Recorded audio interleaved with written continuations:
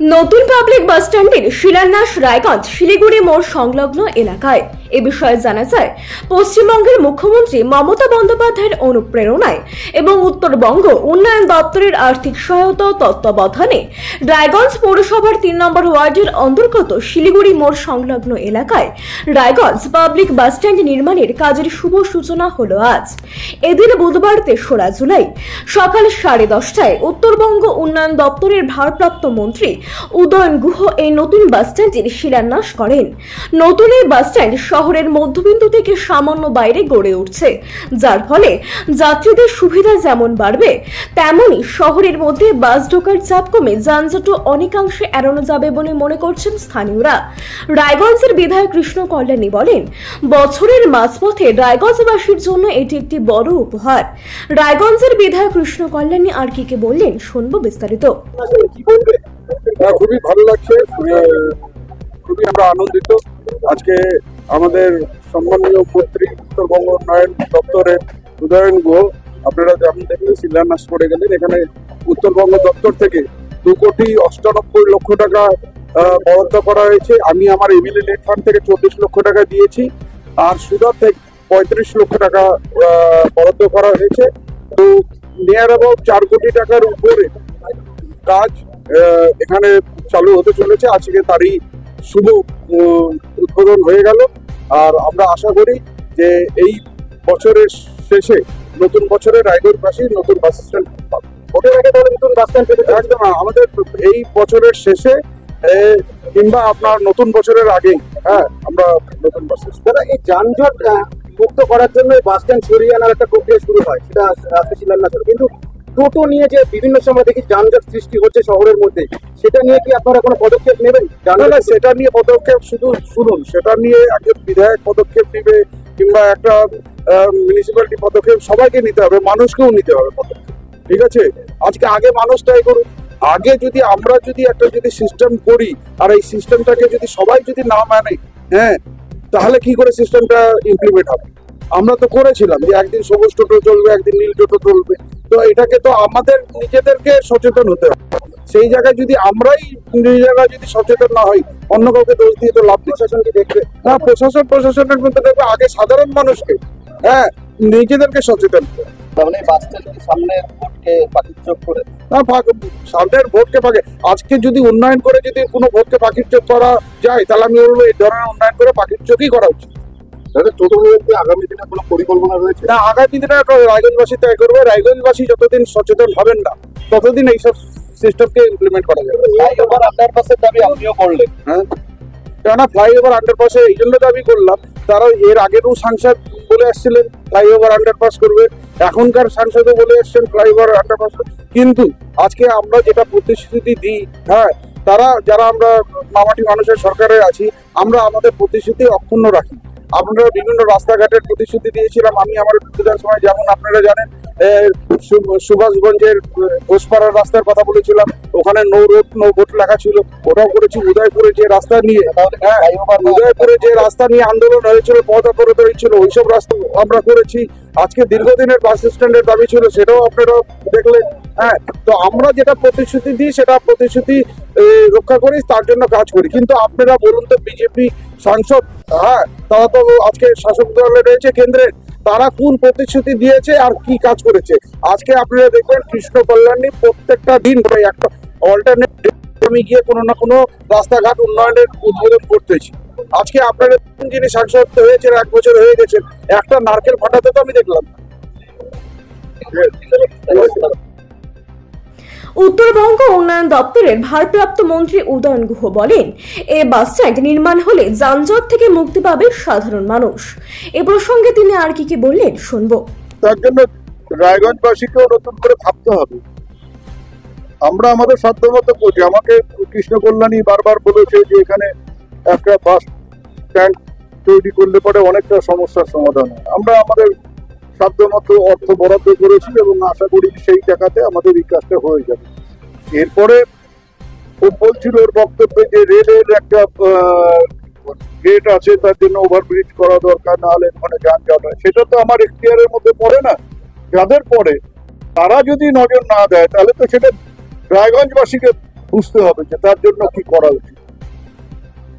রায়গঞ্জ ওটা উত্তরবঙ্গের জন্য একটা যে বিশেষ করে বার্ষের যে রাস্তাটা ওটা খুব যোগাযোগের জন্য বিশেষভাবে অনেকবার আপনারা করেছেন। এটা বললাম যে আমার এখতিয়ারের মধ্যে পড়ে না, এগুলো মানে চটজলদি কোনো মন্তব্য এই ব্যাপারে আমার করা উচিত। রায়গঞ্জে ওয়াটার লগে একটা থেকে বড় অনেক ওয়ার্ডে বৃষ্টি অত বৃষ্টি হলে জল জমে যাচ্ছে, একটা মাস্টার প্ল্যান খুব জরুরি। এটা নিয়ে কি কোনো এগুলো নিয়ে আমার সাথে কারো কথা হয়নি বা এটা আমি শুনলাম, পরবর্তীকালে কোনো কিছু যদি শুনেছি ওটা দপ্তর আলাদা আছে।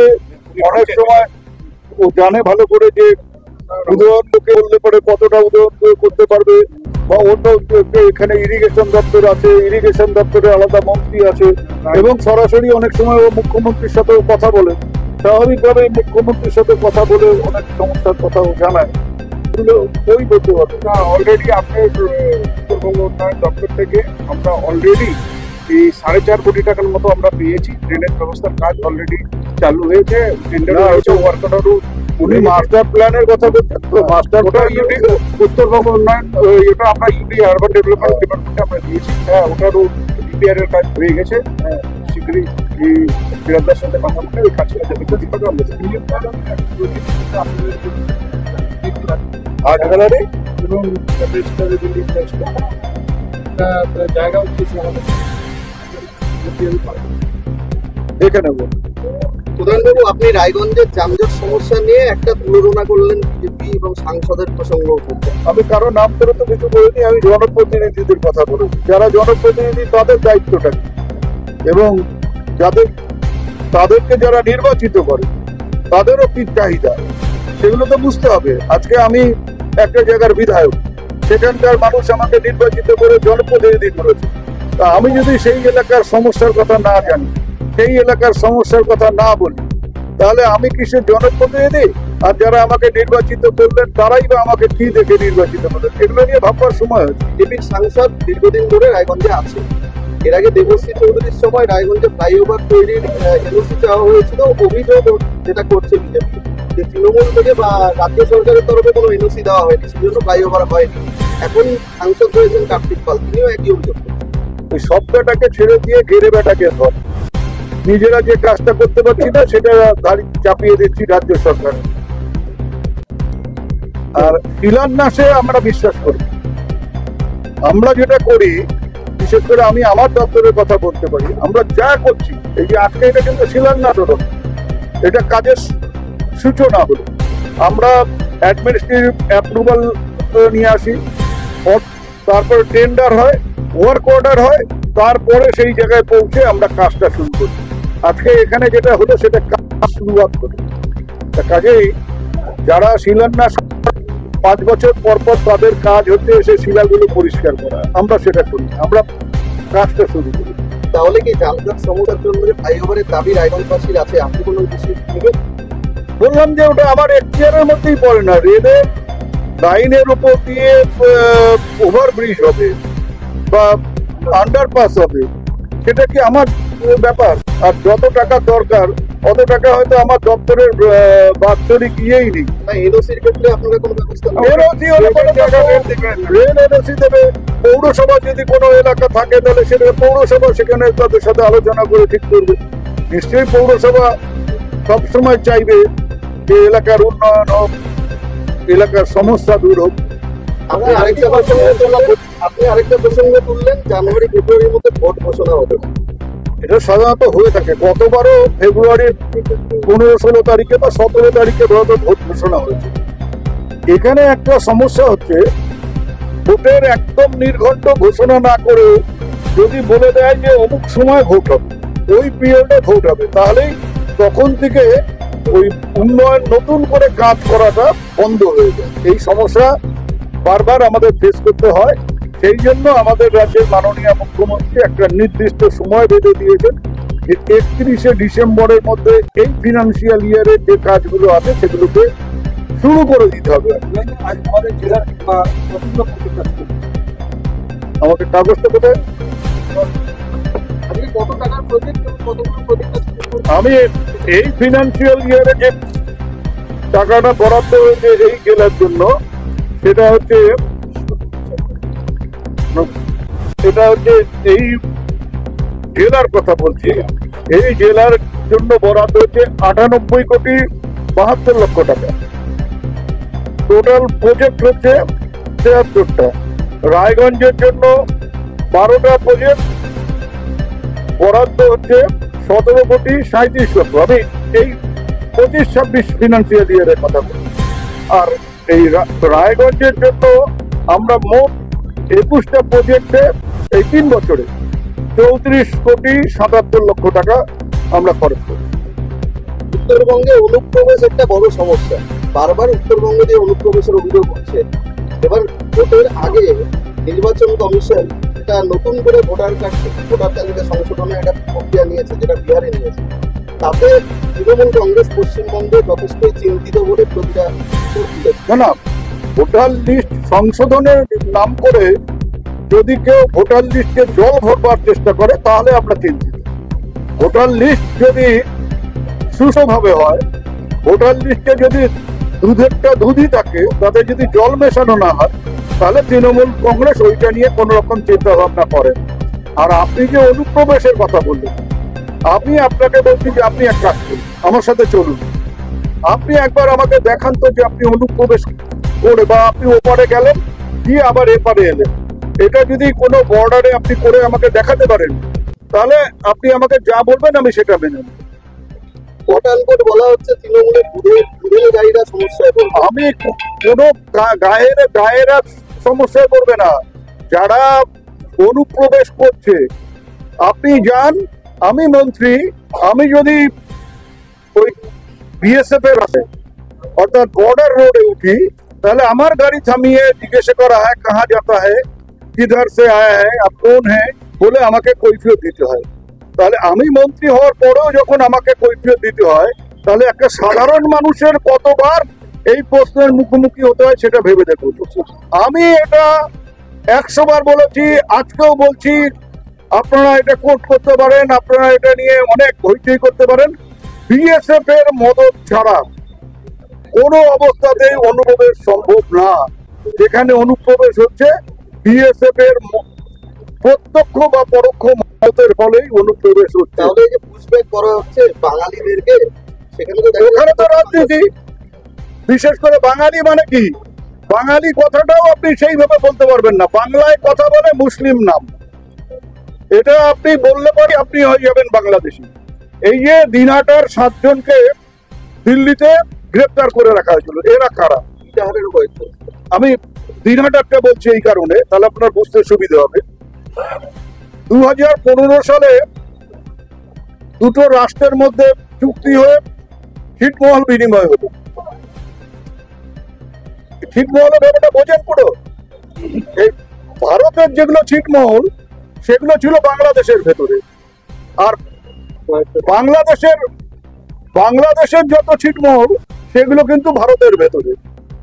এর যে বিনিময় হলো, তার ফলে ভারতীয় ছিটমহল গুলো বাংলাদেশের হয়ে গেল, আর বাংলাদেশের ছিটমহল গুলো ভারতের হয়ে গেল। এবার ভারতের ছিটমহলে, সাবেক ছিটমহলে যারা জন্মগ্রহণ করেছে তারা কিন্তু সবাই ভারতীয়। তারা চুক্তির ফলে ওপার থেকে মেইনল্যান্ডে চলে এলো, তাদের জন্য সরকার বসবাসের জায়গা করে দিল। অর্থাৎ তারা জন্মগতভাবে ভারতীয়, এবং 2 রাষ্ট্রের চুক্তির ফলে তারা এবারে এসে তার সরকারি আবাসনে থেকে এবার আপনার যেমন রাইট আছে, আমার যেমন রাইট আছে ভারতবর্ষের যে কোনো জায়গায় যাওয়ার, জীবিকার খোঁজ করার, তারা দিল্লিতে গেছে। এবার যেহেতু বাংলায় কথা বলেছে এবং তার মুসলিম নাম, সে হয়ে গেল অনুপ্রবেশকারী। এটা যদি হয় তাহলে বুঝতে হবে যে এর চাইতে বড় দ্বিচারিতা আর কিছু নেই। কারণ ওরা জন্মগতভাবে ভারতীয়, ওরা ভারতীয় ছিটমহলে জন্মগ্রহণ করেছে। আরেকটা প্রশ্ন, অন্যদিকে এই বাসস্ট্যান্ড ঘিরে কিছু ব্যবসায়ীরা আশঙ্কা প্রকাশ করেছেন। তাদের বক্তব্য, বিধায়ক কৃষ্ণ কল্যাণের অনুরোধে তারা আগে নিজেদের দোকান সরিয়ে নিয়েছেন, কিন্তু পরবর্তীতে পুনর্বাসন যথাযথ ব্যবস্থা করা না হলে জীবিকার ঝুঁকি থেকে যাবে বলেই মনে করছেন তারা। একদিকে শহরের বহুদিনের স্বপ্ন পূরণ, অন্যদিকে ক্ষুদ্র ব্যবসায়ীদের পুনর্বাসন নিশ্চিত করার দাবি। এই দুদিকে সামনে রেখে আজকের শিলান্যাস অনুষ্ঠান ঘিরে আশার উদ্বেগ মিলে এক মিশ্র চিত্র দেখা গেল রায়গঞ্জে। এ প্রসঙ্গে দুজন ক্ষুদ্র ব্যবসায়ী কি জানালেন শুনে নেব বিস্তারিত। আপনার নাম? রবি দাস। কি করেন আপনি? আমার এই হোটেল ছিল, এখন আপাতত ভাঙাচোরা অবস্থায় আছে। কেন ভাঙাচোরা? এখানে আমাদের কৃষ্ণ কল্যাণী বাবু বলেছেন যে নতুন বাস স্ট্যান্ড হবে, আজকে তার শিলান্যাস হলো। আপনারা দেখলেন মন্ত্রী বাবুরা এসেছিলেন, অনেক বক্তব্য দিলেন। তো ওই কারণে আমাদের মোটামুটি 4-5 মাস আগে ভাঙা হয়েছে। এখন কথা হচ্ছে যে ওনার সাথে আমাদের কথা হয়েছিল যে যখন বাস স্ট্যান্ড হবে এখানে ওনারা করে দেবে, পুনর্বাসনের ব্যবস্থা করে দেবে। কতদিন ধরে ভেঙেছেন দোকান? 4-5 মাস হয়েছে, বেশি। কতগুলো দোকান আছে এখানে? এখানে সর্বমোট 26টা দোকান আছে, মানে ভাঙা অবস্থায়। দোকান তো অনেক আছে, ভাঙা অবস্থায়। বাস স্ট্যান্ডে মানে কাজের অসুবিধা বা সুবিধার ক্ষেত্রে যে ওদের কোনো অসুবিধা না হয় তার জন্য 26 জন আমরা নিজের থেকেই ভাঙা হয়েছে। এই যে জানাদের বলার পর আপনারা যে দোকান করেছেন সেগুলো কি পিডব্লিউডির জায়গা? হ্যাঁ, অবশ্যই পিডব্লিউডির জায়গা, কিন্তু আমাদের 25 থেকে 26-27 বছর আগে থেকে আমার দাদা আমল থেকে ওরা করে আসছে, আমরাও করে যাচ্ছি। তা এখন নতুন বাস স্ট্যান্ড হচ্ছে, তো আমাদের জন্য গর্বের বিষয় এটা, ঠিক আছে। আমাদের রায়গঞ্জবাসীদের জন্য খুব ভালো একটা প্রস্তাব, যানজট মুক্ত হচ্ছে, আর আমাদের ব্যবসার তুলনায় ভালোই হবে আশা করি। কি এখন বর্তমানে কি চাইছেন? এখন এটাই চাইছি প্রশাসনের কাছে যে আমাদের দিকে যেন একটু মানে আর দৃষ্টি না রাখে, যেন আমরা যেন তা যেন ঠিকঠাকভাবে কাজ হয়, সেটাই আমরা চাইছি যে আমাদের জন্য এখানেই তার পুনর্ব্যবস্থা করা হয়। বাস স্ট্যান্ড হলে পরে তো এলাকাটার উন্নত হবে। হ্যাঁ, সেটা আপনাদের ব্যবসাতেও লাভ হবে। আমাদের ব্যবসাতেও লাভ হবে, সাধারণ মানুষ হিসেবেও লাভ হবে, সাধারণ রায়গঞ্জবাসী হিসাবেও আমরা অনেক উপকৃত হব, আর অ্যাজ এ দোকানদার হিসাবে তো লাভ হবেই। বাস স্ট্যান্ড আসলে পরে ব্যবসা করবে, সবারই ব্যবসা করবে। ওই আশাতেই আমরা সবাই নিজের থেকে দোকান সরিয়ে দিয়েছি। আপনার নাম? তপন দাস। কি করেন আপনি? আমি এই দোকানটা করে কোনো মতন সংসার চালাইতাম। এই পিছনে যেটা দেখা যাচ্ছে এটা কিসের দোকান ছিল? এটা হচ্ছে আমাদের ইয়মা যে মোটরসাইকেল ছিল ওটার শোরুম ছিল। এখন কি ভাঙা পড়েছে? হ্যাঁ, আমাদেরকে যে বিধায়ক যে আছে আমাদের কৃষ্ণ কল্যাণী, উনি এসে একবার বললো যে সব দোকানগুলো ভেঙে দিতে হবে। আমরা তখন বললাম যে স্যার আমরা তাহলে কোথায় যাবো? তখন উনি বলছে যে আমি হচ্ছে এখানে বাস স্ট্যান্ড হবে পিছনে, আমি আপনাদেরকে সবাইকে পুনর্বাসন দিয়ে দেবো। আপনাদের একটা অ্যাপ্লিকেশন, যার দোকান তার একটা করে ছবি সমেত আমরা অ্যাপ্লিকেশন করে পৌরসভাতে দিয়ে ছিল মেরে বিধায়ককে দিয়েছি, আমাদের কমিশনার সুনয়ন দাসকে দিয়েছি, তারপরে চেম্বার্স অফ কমার্সে দিয়েছি। বলে এগুলো আপনারা দিয়ে রাখুন, তারপরে ভেঙে দিন আপনারা দোকান না, তারপরে বাস স্ট্যান্ড হলে আপনাদেরকে পুনর্বাসন করে দিন। দোকান ভেঙেছেন কি নিজের খরচায়? সব নিজের খরচ। কতদিন আগে ভেঙেছেন? মোটামুটি 5-6 মাস হবে। এখন কিভাবে চলছে? এরকমই ভাবে চলছে আর। এখন তো নতুন বাস স্ট্যান্ড হওয়ার একটা শিলান্যাস হলো। হ্যাঁ, এটাকে কিভাবে দেখছেন এখন? এটা খুব ভালো কথা যে বিধায়ক সাহেব কথা দিয়েছে, বলছে যে বাস স্ট্যান্ড করে করবে, এটা আমার খুব আনন্দের ব্যাপার। বাস স্ট্যান্ড হলে আমাদেরও একটা পুনর্বাসনের স্থান পাবো আমরা। কত তাড়াতাড়ি চাইছে যে এই কাজটা হোক? যত তাড়াতাড়ি হয় তত ভালো। আপনাদেরও তো হ্যাঁ, আমাদেরও তো পেটের মনে থেকে রুজি রোজগারের ব্যাপার আছে না। আর আবার এই জায়গাটা তো পিডব্লিউডি, আপনারা কত বছর ধরে আছেন? আমাদের এখানে বসবাস করা মোটামুটি 30 বছর হয়ে গেল। হ্যাঁ, দোকান করা। এখন সরকার বলে অন্য এখানে আমাদেরকে বিধায়ক সাহেব বলেছে এখানেই আর কি বাস স্ট্যান্ড হলে চারিদিকে দোকান হবে, সে দোকানের মধ্যে আমাদেরকে ব্যবস্থা করে দিবে। বিধায়কও বলেছে, আমাদের কমিশনার নয়ন দাসও বলেছে। কতটা আশায় আছে? 100% আশা তো আছি। প্রশাসনের কাছে কি চাইছে? প্রশাসনের কাছে আমাদের এটা একটা ক্ষমা পাচ্ছি যে আমরা এটাই আমাদের রুজি রোজগার ছিল, আমরা যাতে এখানে যেন একটা পুনর্বাসনের দোকানে করে কোনো মতন সংসার চালাইতে পারি, এটা যেন আমাদের মানে ওনার কাছে থাকে আর কি। ব্যবসারও উন্নতি হবে। হ্যাঁ, ব্যবসার উন্নতি হবে। এদিনের অনুষ্ঠানে উপস্থিত ছিলেন উত্তরবঙ্গ উন্নয়ন দপ্তরের ভারপ্রাপ্ত মন্ত্রী উদয়ন গুহ, রায়গঞ্জের বিধায়ক কৃষ্ণ কল্যাণী, উত্তর দিনাজপুর জেলার জেলা শাসক সুরেন্দ্র কুমার মিনা, জেলা পুলিশ সুপার শানা আক্তার, মহকুমা শাসক কিংসুক মাইতি, পৌর প্রশাসক সন্দীপ বিশ্বাস সহ বহু প্রশাসনিক আধিকারিক এবং সাধারণ মানুষ। রায়গঞ্জ থেকে প্রণব কুমার দেবনাথের রিপোর্ট, আর বঙ্গ সংবাদ। উত্তরবঙ্গের প্রাণের মানুষ, দিনহাটার মানুষ উদয়ন গুহ মহাশয়, আমরা কাজ করব আগামী দিনে। এটা আমি আপনাদের বলতে পারি, সঠিক জনপ্রতিনিধি নির্বাচিত করার মধ্যে দিয়ে আপনারা যদি মাননীয় মুখ্যমন্ত্রীর হাতকে শক্তিশালী করতে পারেন, তাহলে আগামী দিনে যে উন্নয়নমূলক কাজগুলো বাকি আছে এই Raiganj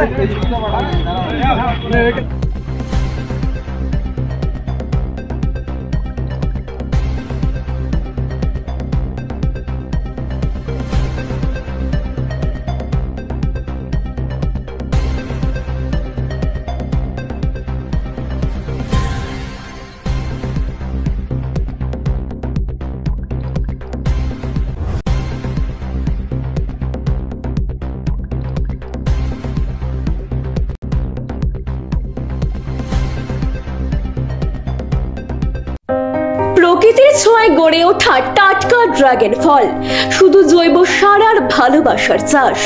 Ratnagarbha organic dragon farm থেকে সরাসরি আপনার ঘরে পাইকারি ও খুচরো বিক্রি চলছে। দুয়ারিন করণ দেখি। ফোন নাম্বার 8240772241 অথবা 9832696906 এই নম্বরে।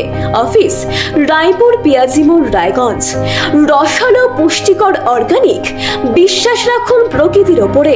রত্নগর্ভা প্রাকৃতিক কৃষির নতুন পরিচয়। তাহলে আর দেরি কেন? আজই যোগাযোগ করুন রত্নগর্ভা অর্গানিক ড্রাগন ফার্ম।